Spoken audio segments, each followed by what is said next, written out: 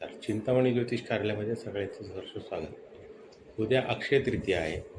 उद्या पितरांच्या तृप्ततेसाठी म्हणून ही उद्याची तिथी महत्त्वाची आहे.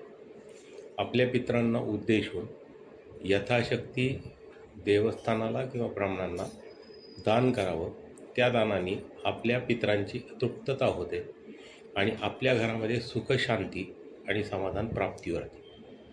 पितरांच्या तृप्तीसाठी विशेषतः उद्या 2 घट घ्यायचे, त्याच्यामध्ये पाणी घालून एकामध्ये अक्षता एकामध्ये तीळ घालायचे, ते देवापुढं ठेवायचे.